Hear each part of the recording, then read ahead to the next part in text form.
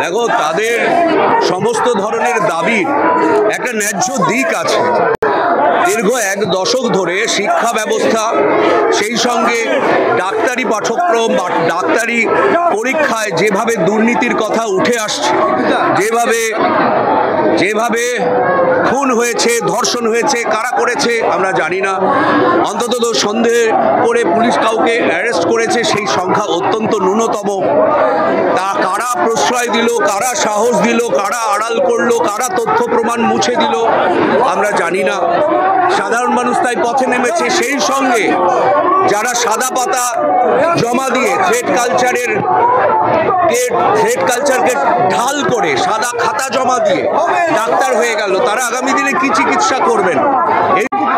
দেখুন, আমি একটা জিনিস জানি, যে কোনো সরকার চালাতে গেলে যদি কোনো দোষ ত্রুটি হয়, যদি একটা সমাজ ব্যবস্থায় কোনো কিছু খারাপ দেখা যায়, তার প্রতিকার করাই সরকারের দায়িত্ব।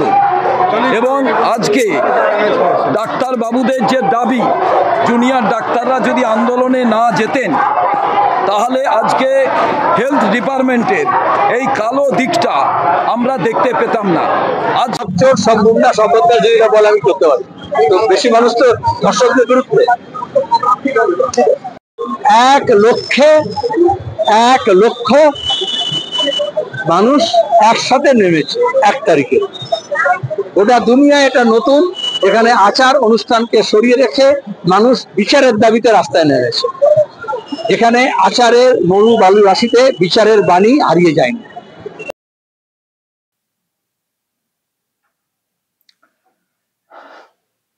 জয়েন্ট প্ল্যাটফর্ম অফ ডক্টরস, তাদের একটা ডাক ছিল, সিনিয়র ডাক্তারদের একটা সংগঠন। আজকের এই প্রতিবাদী একটা কর্মসূচি, এবং সেখানে 59টি সংগঠন একসঙ্গে সাড়া দিয়েছে।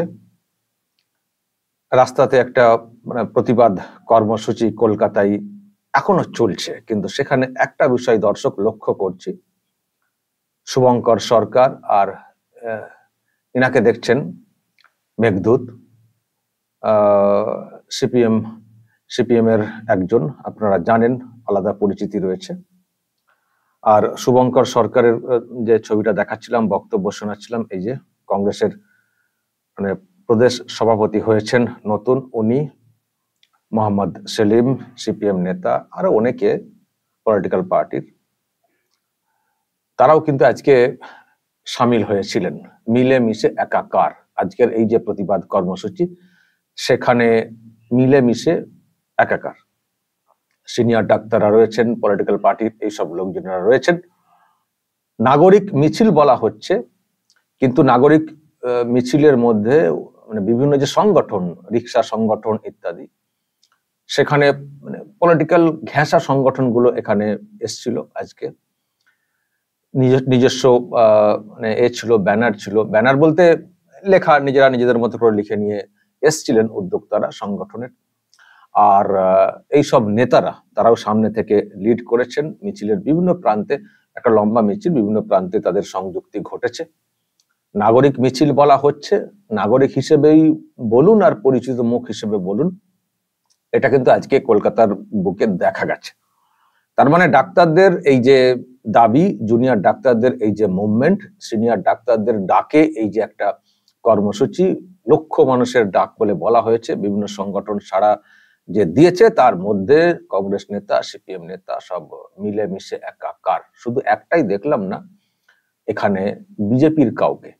এই যে প্রোগ্রামটা, এই যে কর্মসূচি, যেটা ডাক্তারদের প্রোগ্রাম বলে বলা হচ্ছে, নাগরিক মিছিল বলে বলা হচ্ছে, যারা এখানে এসছেন এইসব লোকজনেরা হয়তো বলবেন নাগরিক হিসেবে এসছি, এটা আমাদের অধিকারের মধ্যে পড়ে বা এটা যুক্তি আছে এখানে যোগ দেওয়ার, সেই জন্যই এসছি। কিন্তু সেই নাগরিক হিসেবে বিজেপির কাউকে, বিজেপির কোনো সংগঠনকে আমরা কিন্তু এই প্রোগ্রামে, কর্মসূচিতে দেখছি না। ফলে এখান থেকে প্রশ্ন ওঠাটাই স্বাভাবিক যে তাহলে এই ডাকটা অ্যাকচুয়ালি কাদের, আর যারা যুক্ত হয়েছেন তারা কোন ভাবনা থেকে যুক্ত হয়েছেন। আর একটু এগিয়ে বললে হয়তো প্রশ্ন উঠবে যে ডাক্তারদের সমর্থনে যখন বিজেপির কেউ এগিয়ে যান জুনিয়র ডাক্তারদের মঞ্চে বা কোথাও কোনো কর্মসূচিতে, তখন তাদেরকে গো ব্যাক বলে কার্যত তাড়ানো হয়। কিন্তু ডাক্তারদের সমর্থনে আজকে মোহাম্মদ সেলিম, শুভঙ্কর সরকার আরো এনারা সব রাস্তাতে হেঁটেছেন।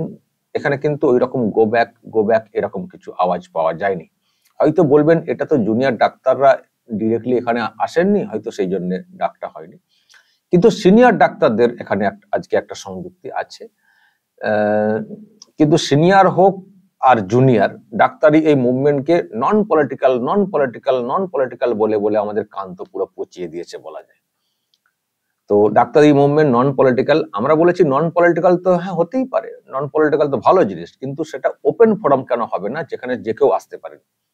কোন একজন পরিচিত মুখ কোন একটা পলিটিক্যাল পার্টির, তো তিনি কি নাগরিক হিসেবে কোনো প্রোগ্রামে আসতে পারেন না? নাগরিক কোনো কর্মসূচিতে অংশ নিতে পারেন না? পলিটিক্যালি পরিচিত মুখ তো কি হয়েছে? সবাইকেই তো আসতে দেওয়া উচিত। সবাই এলে সেই মঞ্চ অনেক বেশি স্ট্রং হবে, আওয়াজটা অনেক বেশি স্ট্রং হবে। কিন্তু অদ্ভুত একটা বিষয় দেখলাম এই ডাক্তারি মুভমেন্টে, মোটামুটি অন্যান্য দলের সবাই মোটামুটি যেতে পেরেছেন, থাকতে পেরেছেন, আশপাশে ঘেঁষতে পেরেছেন, কিন্তু বিজেপির কেউ কিন্তু সহজে ঘেঁষতে পারেননি। যারা গেছেন কাছাকাছি তাদেরকেই গো ব্যাক করে কার্যত তাড়া খেয়ে চলে যেতে হয়েছে। এই দৃশ্য আমরা অনেক দিন ধরে দেখে আসছি, কদিন আগেও দেখলাম, বক্তব্য শুনলাম। কিন্তু যেটা বলছি, শুভঙ্কর সরকার, কংগ্রেস নেতা, সিপিএম নেতা, এনারা সব আজকের যে এই যে প্রোগ্রামটা হয়েছে এখানে একটা মিলেমিশে একাকার পরিস্থিতি আমরা কিন্তু দেখছি। এখন দর্শক, এটার অনেক ব্যাখ্যা আছে। হয়তো কেউ কেউ বলবেন শুভঙ্কর সরকারও তো যাওয়ার চেষ্টা করেছিলেন ওই জুনিয়র ডাক্তারদের ওখানে, ওনাকে দেখেও তো গো ব্যাক বলা হয়েছে, বলতে পারেন। আবার অন্য ইকুয়েশনও কেউ কেউ খুঁজতে পারেন যে বিজেপিকে যখন অচ্ছুত করে রাখছি, তো শুভঙ্করকে যদি একটু না তাড়া দিই তাহলে তো আমাদের নিরপেক্ষতাটা বজায় থাকবে না, হতে পারে এটা একটা ড্রামা, এটাও কেউ কেউ বলতে পারেন। তবে ওই দিনে গো ব্যাক বলা হলেও আজকের যে প্রোগ্রাম দেখছি মিলে মিশে একাকার হয়ে তারা কিন্তু প্রোগ্রামটা করেছেন জুনিয়র ডাক্তারদের পাশে থেকে। এখন দর্শক, আপনারা বলবেন যে, অনেকে বলতে পারেন যে এর মধ্যে আপনি কেন খুঁত বার করছেন, মানে নেমেছেন তো ভালো করেছেন, নামা তো উচিত, সবার নামা উচিত, আপনি এটাকে কেন ওইভাবে ব্যাখ্যা করছেন? আমি ওইভাবে ব্যাখ্যা কেন করছি, কেন করতাম? আমি তো প্রথম থেকে বলে আসছিলাম যে এটাই তো হওয়া দরকার, এমন একটা প্ল্যাটফর্ম তৈরি হোক যেখানে সমস্ত লোকজন আসতে পারবেন, হতে পারে পলিটিক্যাল কালার, কিন্তু নাগরিক হিসেবে আসতে পারবেন। এই জায়গাটা জুনিয়র ডাক্তাররা তৈরি করে দিন না, বা সিনিয়র ডাক্তারদের যে সংগঠন তারাও তৈরি করে দিক না, যে কেউ আসতে পারেন, সেই নিরপেক্ষ প্ল্যাটফর্মটা তৈরি করে দেওয়া হোক না। পলিটিক্যাল ব্যানার ছেড়ে এলেই তো হয়। নাগরিক তো কি হয়েছে, নাগরিক মুখ, মানে পলিটিক্যাল মুখ, তাদেরকে ফোকাস থাকবে মিডিয়াতে, তারা বক্তব্য রাখতেন, জোরালো আওয়াজ হতো। যখন সমস্ত শাসকের বিরুদ্ধে গর্জন, তো তার মানে যারা রাজ্যের বিরোধী দল, প্রত্যেকটা দলের নেতারা যদি একসঙ্গে একইভাবে একই বচন, একই বাক্যে গর্জে ওঠেন বিভিন্ন দলের নেতারা, সেটার শক্তি কি বেশি হতো না? সবাই যদি একসঙ্গে, সমস্ত বিরোধী পক্ষ একসঙ্গে যদি আওয়াজটা তুলতে পারেন, সেটা কি অনেক বেশি শক্তিশালী হতো না? এটাই তো আমার বলার ছিল, যে কেন এ আসবে ও আসবে না, বা মুখে বলবো না কিন্তু ওরা এলে গো ব্যাক বলবো, আর এরা এলে কিছু বলবো না, চুপ করে থাকবো, না দেখার ভান করে। এটা কেন? এটারই হচ্ছে প্রতিবাদ আমাদের প্রথম থেকে।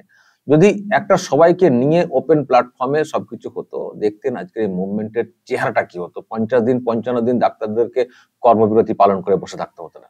আমি আজকে একটা প্রোগ্রাম করেছি, দর্শক দেখবেন, আমি আজকে সন্ধ্যার দিকে একটা আপলোড করেছি। ডাক্তারদের এই যে মুভমেন্ট, ডাক্তার আবার যে কর্মবিরতি পালন করেছেন, এই বিষয়ে আমি কিছু মন্তব্য করেছি ওখানে।